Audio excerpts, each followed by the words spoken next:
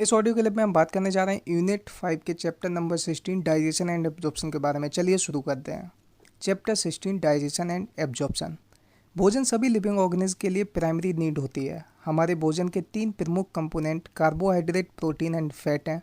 Vitamin and mineral भी कुछ मात्रा में आवश्यक होते हैं।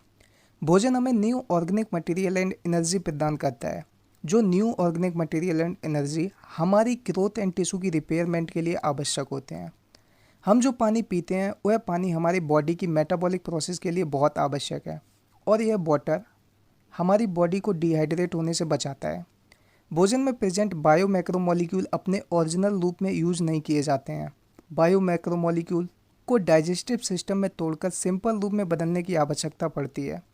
कॉम्प्लेक्स फूड मटेरियल को सिंपल एब्जॉर्बेबल फॉर्म में बदलने की प्रोसेस को डाइजेशन कहते हैं। डाइजेशन एक मैकेनिकल एंड बायोकेमिकल मेथड है। अभी हम बात करने जा रहे हैं हेडिंग 16.1 डाइजेस्टिव सिस्टम के बारे में। Digestive system. ह्यूमन का digestive system alimentary canal and alimentary canal से जुड़ी हुई ग्लैंड, बोले तो एसोसिएटेड ग्लैंड से मिलकर बना होता है। सबसे पहले हम बात करने जा रहे हैं हेडिंग 16.1.1 एलिमेंट्री कैनाल के बारे में। Alimentary canal. एलिमेंट्री कैनाल की शुरुआत एंटीरियर माउथ से होती है और यह एलिमेंट्री कैनाल पोस्टीरियर एनस से बाहर की तरफ खुलती है। माउथ के आगे बकल कैविटी या ओरल कैविटी होती है। बकल कैविटी ओरल कैविटी में कई दांत होते हैं और एक मस्कुलर टंग जीभ भी होती है। प्रत्येक दांत जॉ बोन के सॉकेट में जड़ा होता है। इस तरह के जुड़ाव को थीकोडोंट कहते हैं। मोस्ट ऑफ मामल इंक्लूडिंग ह्यूमन बीइंग में जीवन के अंतराल में दांतों के दो सेट पाए जाते हैं। फर्स्ट सेट टेम्परेरी मिल्क या डेसिडियस टीथ का होता है जो बाद में परमानेंट या अडल्ट टीथ में बदल जाता है। इस तरह के डेंटिशन को डाइफाइडोंट कहते हैं। एक अडल्ट ह्यूमन में 32 परमानेंट टीथ होते हैं। जो टीथ चार अलग अलग तरह के होते हैं। ह्यूमन में हेटेरोडोंट डेंटिशन होता है। उन टीथ के नाम है incisor, canine, premolar, molar. Incisor को आई से रिप्रेजेंट करते हैं, कैनाइन को सी, प्रीमोलर को पीएम एंड मोलर को एम से। अडल्ट ह्यूमन का डेंटल फार्मूला होता है teeth of upper half jaw upon teeth of lower half jaw, मतलब 21-23 अपॉन 21-23, 2-1-2-3 अपॉन 2-1-2-3। दांतों का हार्ड च्यूइंग सरफेस इनेमल का बना होता है जो भोजन को चबाने में सहायक होते हैं। जीभ एक मस्कुलर टंग है। जीभ एक मस्कुलर ऑर्गन है। टंग बोले तो जीभ फ्रीली मूव करता है और टंग ओरल कैविटी की सतह से फ्रेनुलम की सहायता से जुड़ी रहती है। टंग की ऊपरी सतह पर छोटे छोटे उबार प्रोजेक्शन होते हैं जिन्हें पेपली कहते हैं। पेपली में कुछ के पास टेस्ट बड भी होती हैं। ओरल कैविटी के आगे का छोटा सा भाग फेरिंग्स होता है। फेरिंग्स फूड एंड एयर दोनों के लिए कॉमन पैसेज का काम करता है। ईसोफेगस बोले तो फूड पाइप एंड ट्रेकिया बोले तो बिंड पाइप दोनों फेरिंग्स में आकर खुलते हैं। बिंड पाइप बोले तो ट्रेकिया की ओपनिंग को ग्लोटिस कहते हैं। इपीग्लोटिस एक कार्टिलेजिनस फ्लैप होता है। इपीग्लोटिस फूजन को निकलते समय ग्लोटिस बोले तो बिंड पाइप में जाने से रोकता है। ईसोफेगस बोले तो फूड पाइप एक पतली सी लॉन्ग ट्यूब है। ईसोफेगस पीछे की तरफ नेक, थोरैक्स एंड डायफ्राम से होते हुए जे shaped bag like structure stomach में खुलती है। ईसोफेगस की स्टमक में ओपनिंग को एक muscular sphincter, gastro oesophageal sphincter regulate करता है। एब्डोमिनल कैविटी के अपर लेफ्ट पोर्शन में स्टमक होता है। स्टमक के तीन मेन पार्ट होते हैं। First cardiac. कार्डिक में ईसोफेगस आकर खुलता है। दूसरा फंडिक रीजन एंड तीसरा pyloric portion. Pyloric region, pyloric portion small intestine के फर्स्ट पार्ट ड्यूडेनम में खुलता है। स्मॉल इंटेस्टाइन के तीन पार्ट होते हैं, duodenum, jejunum and ileum. Duodenum C shaped होता है, jejunum coiled, ileum highly coiled. Ileum open in caecum. Caecum large intestine का फर्स्ट पार्ट होता है। स्टमक के स्मॉल इंटेस्टाइन के फर्स्ट पार्ट ड्यूडेनम में ओपनिंग को गार्ड करने के लिए पाइलोरिक स्पिंचर होता है। स्मॉल इंटेस्टाइन का last part ileum large intestine के फर्स्ट पार्ट सीकम में आकर खुलता है। लार्ज इंटेस्टाइन के तीन पार्ट होते हैं, caecum, colon and rectum. Caecum एक स्मॉल ब्लाइंड सैक होता है। कोलोन में तीन पार्ट होते हैं, एक असेंडिंग पार्ट, एक ट्रांसवर्स पार्ट एंड एक डिसेंडिंग पार्ट। कोलोन का डिसेंडिंग पार्ट रेक्टम में खुलता है। Rectum open out through the anus. Caecum कुछ सिम्बायोटिक माइक्रो ऑर्गेनिज्म को रखने के लिए होस्ट की तरह काम करता है। सीकम से एक पतला फिंगर लाइक प्रोजेक्शन बर्मीफॉर्म अपेंडिक्स निकलता है। ईसोफेगस से रेक्टम तक एलिमेंट्री कैनाल की वॉल में 4 लेयर्स होती हैं। layers in ball of alimentary canal from outer to inner, serosa, muscularis, submucosa and mucosa। सबसे पहले हम बात कर रहे हैं सिरोसा के बारे में। Serosa made up of thin mesothelium, epithelial of visceral organ and some connective tissue। Muscularis formed by smooth muscle, outer longitudinal, inner circular। कुछ भाग जैसे स्टमक में ऑब्लिक मसल भी पाई जाती हैं। Sub mucosa formed of loose connective tissue. Sub mucosa में nerve, blood vessel and lymph vessel भी पाई जाती हैं। ड्यूडेनम की सब म्यूकोसा में ग्लैंड ब्रूनर्स भी पाई जाती है। म्यूकोसा एलिमेंट्री कैनाल में ल्यूमेन की लाइनिंग बनाती है। स्टमक की म्यूकोसा कुछ इरेगुलर फोल्ड रगी बनाती है। स्टमक की म्यूकोसा गैस्ट्रिक ग्लैंड बनाती है। स्मॉल इंटेस्टाइन की म्यूकोसा में छोटी छोटी फिंगर लाइक फोल्डिंग्स होती हैं जिन्हें बिलाई कहते हैं। म्यूकोजल एपिथेलियम में गॉबलेट सेल पाई जाती हैं, जो गॉबलेट सेल म्यूकस का सिक्रेशन कर लुब्रिकेशन में सहायक होती हैं। बिलाई की लाइनिंग बनाने वाली सेल में कई माइक्रोस्कोपिक प्रोजेक्शन होते हैं जिन्हें माइक्रोबिलाई कहते हैं। इन माइक्रोबिलाई का अपीयरेंस ब्रूस बॉर्डर की तरह होता है। ये माइक्रोबिलाई मॉडिफिकेशन सरफेस एरिया को बहुत ज़्यादा बढ़ा देते हैं। बिलाई में कैपिलरीज का नेटवर्क पाया जाता है और एक बड़ी सी लिम्फ वेसल होती है जिसे लैक्टियल कहते हैं। इंटेस्टाइन की बिलाई के बेस के बीच में क्रिप्ट पाए जाते हैं जिन्हें क्रिप्ट ऑफ लीबरक्वान कहते हैं। एलिमेंट्री कैनाल में पाई जाने वाली चारों लेयर अलग अलग जगह पर अलग अलग मॉडिफिकेशन को दर्शाती हैं। अभी हम बात करने जा रहे हैं हेडिंग 16.1.2 डाइजेस्टिव ग्लैंड्स के बारे में। Digestive glands, salivary gland, liver and pancreas alimentary canal से जुड़ी हुई डाइजेस्टिव ग्लैंड्स हैं। Saliva mainly 3 pair salivary gland से प्रोड्यूस होता है। पेरिटोइड, सब मैक्सिलरी, सब मैंडिबुलर एंड सबलिंगुअल। पेरिटोइड चीक्स में होती है, सब मैक्सिलरी सब मैंडिबुलर लोअर जॉ में होती है and sublingual below tongue. Salivary gland buccal cavity के बाहर होती है एंड ये सिलाइवरी ग्लैंड बकल कैविटी में सिलाइवरी जूस को सीक्रेट करती है। लिवर बॉडी की लार्जेस्ट ग्लैंड होती है। लिवर का वजन एक अडल्ट ह्यूमन में 1.2 से 1.5 kg होता है। लिवर डायफ्राम के जस्ट नीचे एब्डोमिनल कैविटी में स्थित होता है। लिवर के 2 लोब होते हैं। लिवर के स्ट्रक्चरल एंड फंक्शनल यूनिट को हिपैटिक लोब्यूल्स कहते हैं। हिपैटिक लोब्यूल्स में हिपैटिक सेल्स पाई जाती हैं और ये हिपैटिक सेल्स कोर्ड के रूप में अरेंज रहती हैं। प्रत्येक लोब्यूल्स एक पतले कनेक्टिव टिश्यू की लेयर से घिरा रहता है जिसे गिलिसन्स कैप्सूल कहते हैं। हिपैटिक सेल बाइल को सीक्रेट करते हैं, जो बाइल हिपैटिक डक्ट से होते हुए एक thin muscular sac gall bladder में स्टोर एंड कॉन्सेंट्रेटेड होता है। गाल ब्लैडर की डक्ट को सिस्टिक डक्ट कहते हैं। यह सिस्टिक डक्ट लिवर की हिपैटिक डक्ट के साथ मिलकर एक न्यू डक्ट बनाती है जिसे कॉमन बाइल डक्ट कहते हैं। बाइल डक्ट एंड पेनक्रियाज की पेनक्रिएटिक डक्ट दोनों मिलकर कॉमन हिपैटो पेनक्रिएटिक डक्ट बनाती हैं जो ड्यूडेनम में आकर खुलती है। इस ओपनिंग को एक स्पिंचर गार्ड करता है जिसे स्पिंचर ऑफ ओडाई कहते हैं। पेनक्रियाज एक compound both exocrine and endocrine elongated organ है। पेनक्रियाज सी शेप ड्यूडेनम के बीच स्थित होता है। पेनक्रियाज का एक्सोक्राइन भाग एल्कलाइन पेनक्रिएटिक जूस सीक्रेट करता है जिसमें एंजाइम्स पाए जाते हैं। पेनक्रियाज का एंडोक्राइन भाग इंसुलिन एंड ग्लूकागोन नाम के हार्मोन सीक्रेट करता है। अभी हम बात करने जा रहे हैं हेडिंग 16.2 डाइजेशन ऑफ फूड के बारे में। फूड का डाइजेशन, बकल कैविटी के 2 मुख्य काम होते हैं, भोजन को चबाना और उस भोजन को गुटकने में सहायता प्रदान करना। सिलाइवा की मदद से टीथ एंड टंग भोजन को अच्छी तरह से चबाते एंड मिक्सअप करते हैं। सिलाइवा का म्यूकस लुब्रिकेशन प्रदान करता है एंड चबाए हुए भोजन को टुकड़ों के साथ जोड़ता है जिसे बोलस कहते हैं। बोलस सलोइंग या डीग्लूटेशन के द्वारा पहले फेरिंग्स एंड फिर ईसोफेगस में जाता है। बोलस मस्कुलर कॉन्ट्रैक्शन की सक्सीसिंग वेव्स के द्वारा ईसोफेगस से नीचे खिसकता है जिसे पेरिस्टालिसिस कहते हैं। गैस्ट्रो ईसोफेजल स्पिंचर भोजन को स्टमक में जाने को कंट्रोल करता है। ओरल कैविटी में जो सिलाइवा सीक्रेट होता है उस सिलाइवा में इलेक्ट्रोलाइट बोलें तो sodium potassium chloride and HCO3 negative होते हैं एंड एंजाइम बोलें तो सिलाइवरी अमाइलेज एंड लाइसोजाइम होते हैं। डाइजेशन के केमिकल प्रोसेस की शुरुआत ओरल कैविटी में प्रेजेंट सिलाइवरी अमाइलेज के हाइड्रोलिटिक एक्शन से होती है। सिलिवरी अमाइलेज का एक कार्बोहाइड्रेट को तोड़ने वाला एंजाइम है। सिलिवरी अमाइलेज लगभग 30% स्टार्च को हाइड्रोलाइज कर डाइसैकेराइड बोलें तो माल्टोज में बदल देता है। सिलिवरी अमाइलेज के एक्शन का ऑप्टिमम pH 6.8 होता है। सिलाइबा में प्रेजेंट लाइसोजाइम एंटीबैक्टीरियल एजेंट की तरह काम करता है और इन्फेक्शन से बचाता है। स्टार्च सिलेबरी अमाइलेज PS 6.8 की प्रेजेंस में माल्टोज में बदल जाता है। स्टमक की म्यूकोसल लेयर में गैस्ट्रिक ग्लैंड पाई जाती हैं। गैस्ट्रिक ग्लैंड में मेनली 3 टाइप्स की सेल होती हैं जिनके नाम इस प्रकार हैं। नंबर 1 म्यूकस नेक सेल, नंबर 2 पेक्टिक और चीफ सेल, नंबर 3 पेराइटल और ऑक्जेंटिक सेल। नंबर 1 म्यूकस और नेक सेल।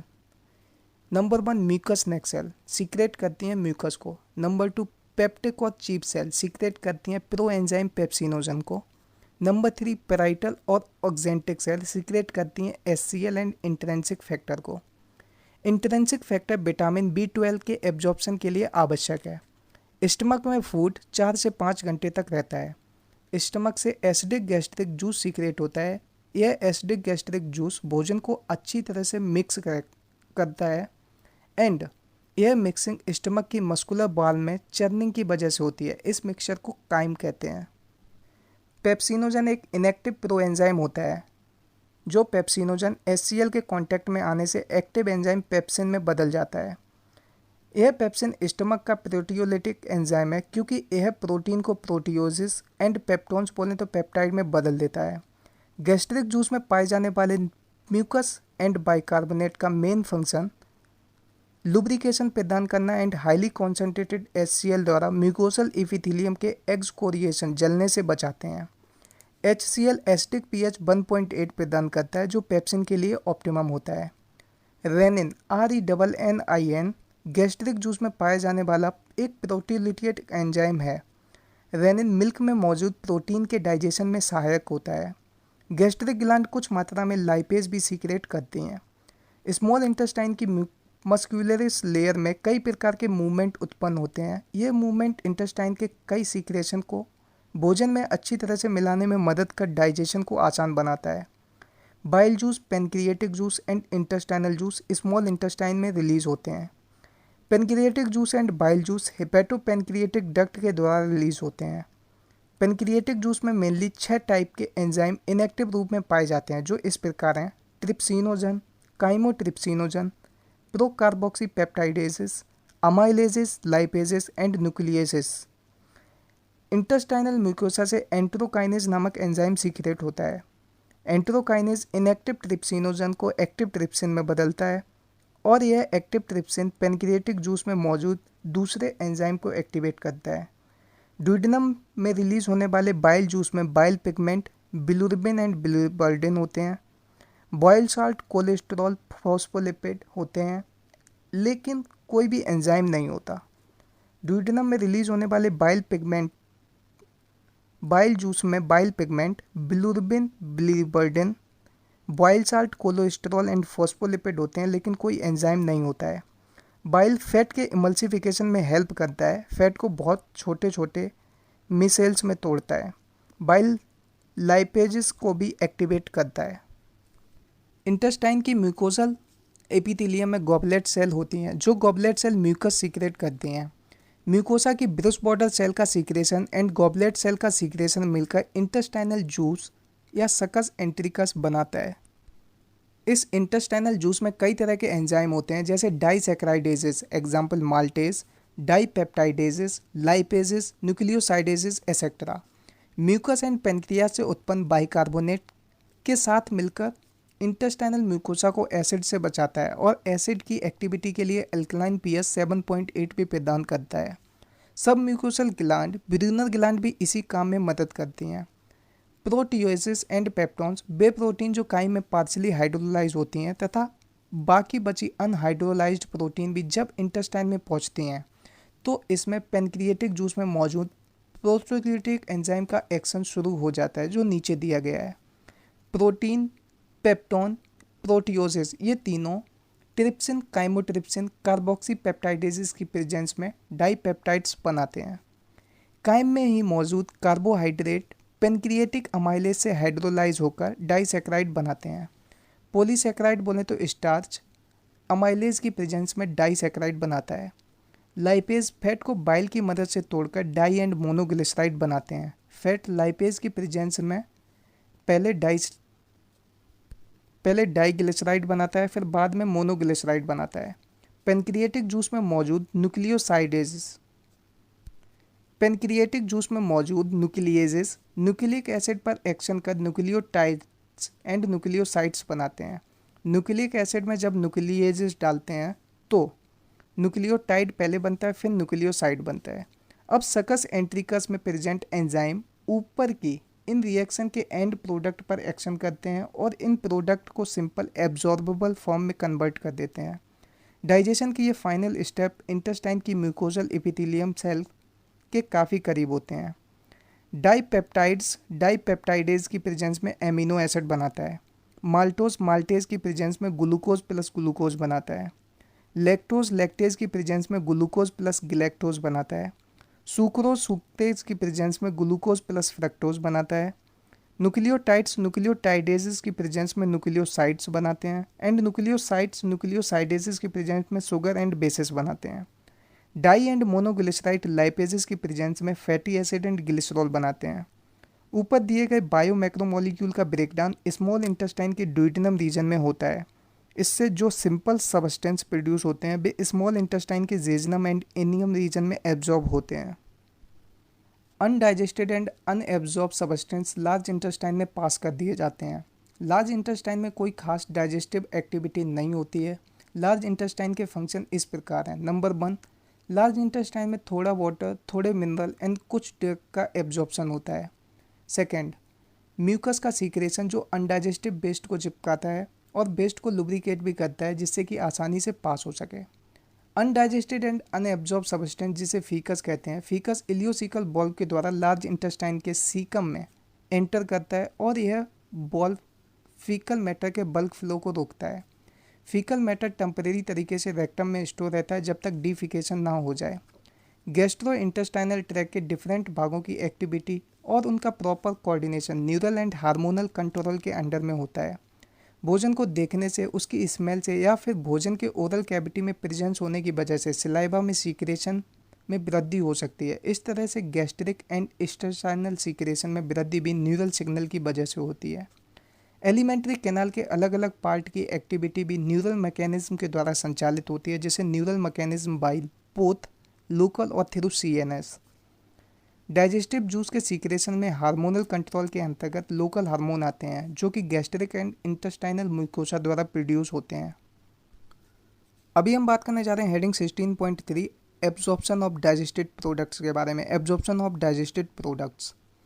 एब्जॉर्प्शन वह प्रोसेस है एब्जॉर्प्शन में डाइजेशन के फलस्वरूप बने एंड प्रोडक्ट इंटेस्टाइनल म्यूकोसा से होते हुए ब्लड या लिम्फ में पास कर दिए जाते हैं। एब्जॉर्प्शन एक्टिव पैसिव या फैसिलिटेड ट्रांसपोर्ट के द्वारा होता है। मोनोसैकेराइड का कुछ अमाउंट जैसे ग्लूकोज, एमिनो एसिड एंड कुछ इलेक्ट्रोलाइट जैसे क्लोराइड आयन का एब्जॉर्प्शन सामान्यतः कॉमनली सिंपल डिफ्यूजन से होता है। इन सबस्टेंस का ब्लड में मूव करना कॉन्सेंट्रेशन ग्रेडियंट पर निर्भर करता है। कुछ सबस्टेंस जैसे ग्लूकोज और अमीनो एसिड का एब्जॉर्प्शन कैरियर प्रोटीन की मदद से होता है। इस प्रोसेस को फैसिलिटेड ट्रांसपोर्ट कहते हैं। वाटर का ट्रांसपोर्ट ऑस्मेटिक ग्रेडियंट पर निर्भर करता है। एक्टिव ट्रांसपोर्ट कॉन्सेंट्रेशन ग्रेडियंट के अगेंस्ट होता है, इसलिए एक्टिव ट्रांसपोर्ट में एनर्जी की आवश्यकता पड़ती है। कई न्यूट्रिएंट जैसे अमीनो एसिड, मोनोसैकेराइड जैसे ग्लूकोज, इलेक्ट्रोलाइट जैसे सोडियम आयन का ब्लड में एब्जॉर्प्शन एक्टिव ट्रांसपोर्ट से ही होता है। Fatty acid and glycerol insoluble होते हैं, इसलिए ब्लड से एब्जॉर्ब नहीं किए जा सकते। सबसे पहले ये fatty acid and glycerol small droplet में टूट जाते हैं जिन्हें मिसेल्स कहते हैं। अब यह मिसेल्स इंटेस्टाइनल म्यूकोसा में मूव करते हैं। ये मिसेल प्रोटीन की कोटिंग होने के बाद छोटे छोटे प्रोटीन कोटेड फैट ग्लोब्यूल्स में रिफॉर्म्ड हो जाते हैं जिन्हें चाइलोमाइक्रोन्स कहते हैं। चाइलोमाइक्रोन्स बिलाई में present lymph vessel so called lacteal में ट्रांसपोर्ट होते हैं। अंत में लिम्फ वेसल बोले तो लैक्टियल में इन एब्जॉर्ब सबस्टेंस को ब्लड में रिलीज कर दिया जाता है। एलिमेंट्री कैनाल के अलग अलग पार्ट में सबस्टेंस का एब्जॉर्प्शन होता है, जैसे mouth, stomach, small intestine and large intestine. सबसे ज़्यादा एब्जॉर्प्शन स्मॉल इंटेस्टाइन में होता है। एब्जॉर्प्शन का संक्षिप्त वर्णन टेबल 16.1 में दिया जा रहा है, जिसमें एब्जॉर्प्शन की जगह और एब्जॉर्ब होने वाले सबस्टेंस का वर्णन दिया गया है। Table 16.1 summary of absorption of different part of digestive system, mouth, stomach, small intestine and large intestine. सबसे पहले माउथ। माउथ और टंग के लोअर साइड की म्यूकोसा की लाइनिंग में प्रेजेंट ब्लड कैपिलरीज से कुछ ड्रग एब्जॉर्ब किए जाते हैं। स्टमक स्टमक से water, simple sugar and alcohol का एब्जॉर्प्शन होता है। स्मॉल इंटेस्टाइन न्यूट्रिएंट के एब्जॉर्प्शन का प्रमुख ऑर्गन है। स्मॉल इंटेस्टाइन के डाइजेशन कंप्लीट होता है एंड डाइजेशन के फाइनल प्रोडक्ट जैसे कि glucose, fructose, fatty acid, glycerol and amino acid का एब्जॉर्प्शन म्यूकोसा के द्वारा ब्लड स्ट्रीम या लिम्फ में होता है। लार्ज इंटेस्टाइन में वाटर, कुछ मिनरल एंड ड्रग का एब्जॉर्प्शन होता है। ये एब्जॉर्ब सबस्टेंस बाद में टिश्यू में पहुंचते हैं जो कि टिश्यू की एक्टिविटीज़ में उपयोग हो जाते हैं। इस प्रोसेस को एसिमिलेशन कहते हैं।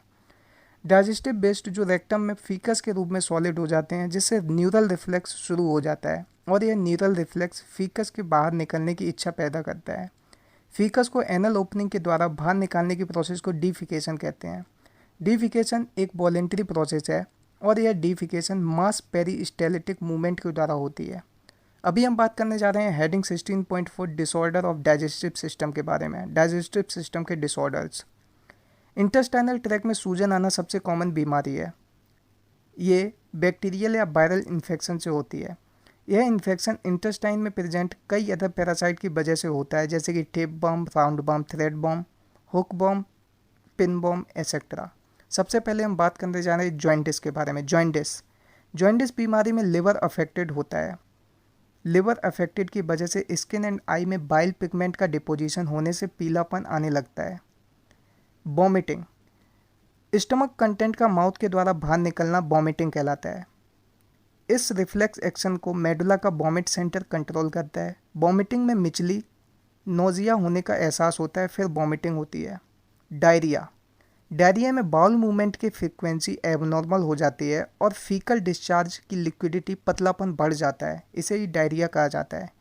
डायरिया फूड के एब्जॉर्प्शन को घटाता है। कॉन्स्टिपेशन में बाउल मूवमेंट के इरेगुलर होने की वजह से फीकस रेक्टम में ही रहता है। इंडाइजेशन कंडीशन में फूड अच्छे से डाइजेस्ट नहीं होता है, जिससे हमेशा पेट भरे रहने का एहसास होता है। इंडाइजेशन के कारण है भरपूर मात्रा में एंजाइम का सीक्रेशन ना होना, एंजाइटी बोलें तो चिंता होना, फूड पॉइजनिंग, ओवर ईटिंग, ज़रूरत से ज़्यादा खाना खाना और स्पाइसी फूड, मसालेदार खाना खाना एक्सेट्रा। आसान भाषा में बायोलॉजी के इस ऑडियो क्लिप को सुनने के लिए, चैनल को सब्सक्राइब करने और करवाने के लिए आप सबका बहुत बहुत धन्यवाद।